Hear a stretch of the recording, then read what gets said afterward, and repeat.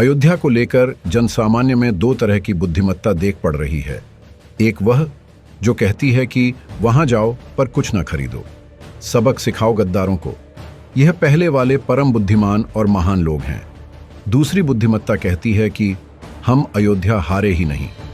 अब कोई मुझे यह समझाए कि अयोध्या और फैजाबाद क्या अलग अलग लोकसभा सीट है। यहां तक कि अयोध्या विधानसभा क्षेत्र में भी आप मामूली वोटों से ही आगे रहे। कुल मिलाकर आप अयोध्या हारे हैं। अब उसके कारणों पर मंथन करते रहिए।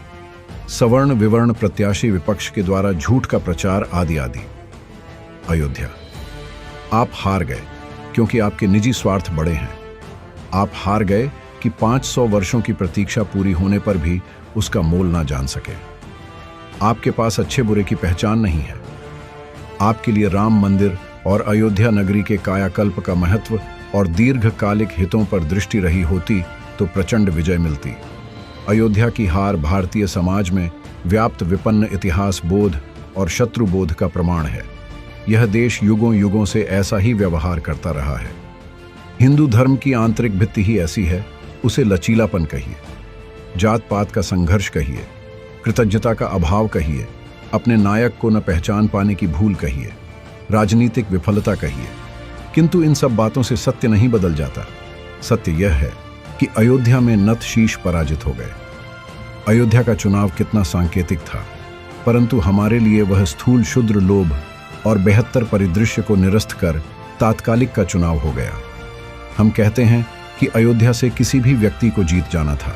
वहां व्यक्ति महत्वपूर्ण ही नहीं था, परंतु वहां से हार मिली लोगों ने अपना रोष जताने के लिए अयोध्या का चुनाव किया। हतभाग्य हिंदू। कुछ बड़े लोगों को हमारी बात बेकार लग सकती है, पर हम तो ऐसा ही सोचते हैं। इतना तय है कि भारतीय समाज में जाति की प्रचंड जकड़बंदी है। छोटे से छोटे स्वार्थ भी भयंकर है। सामान्य जनों में अविश्वास है, और उस अविश्वास को जन्म देने वाली, उसे पालने पोसने वाली संस्कृति का नाम है कांग्रेस। कांग्रेस भारतीय समाज का विकट शत्रु है। उसने भारत के वोटरों को लोभ और स्वार्थ में ऐसा बांधा है कि वह बंधन खोलने का प्रयास करता हुआ फिर उसी से बंध जाता है। इस देश के सभी क्षेत्रीय दल कांग्रेस की सांस्कृतिक शाखाएं हैं। वही प्रलोभन और विभाजन की नीति अपनाती है। वह उन क्षेत्रीय दलों को जीत दिलाकर कांग्रेस को जीवन देता है। वह वेंटिलेटर पर जा जाकर लौट आता है और भांति भांति के कुचक्र रचकर गरजता है। इसीलिए यह संघर्ष उतना साधारण नहीं। यह सीधा सीधा धर्म और अधर्म का संघर्ष है जो लंबा चलने वाला है। निराला की प्रख्यात कविता राम की शक्ति पूजा याद आती है। फिर देखी भीमा मूर्ति आज रण देखी, जो आच्छादित किए हुए सम्मुख समग्र नभ को, ज्योतिर्मय अस्त्र सकल बुझ बुझ कर हुए क्षीण, पा महानिलय उस तन में क्षण में हुए लीन, लक्षशंका कुल हो गए अतुल बल शेष शयन, खिंच गए दृग में सीता के राम में नयन, फिर सुना हंस रहा अट्टाहस रावण खल खल, भावित नयनों से सजल गिरे दो मुक्ता दल। विद्वान लोग हंस सकते हैं। हम राम रावण युद्ध का प्रसंग लेकर आ गए, किंतु हर युग में राम रावण युद्ध होता है।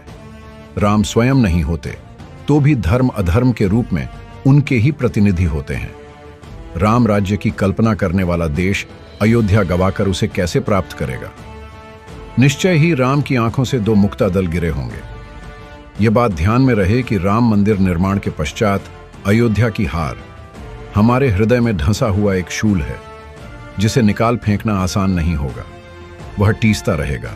हमारे वीडियो सनातन प्रेमियों को जागरूक करने के उद्देश्य से बनाए जाते हैं। यदि आप हमारी इस मुहिम में सहयोग करना चाहते हैं तो वीडियो को ज्यादा से ज्यादा शेयर कीजिए।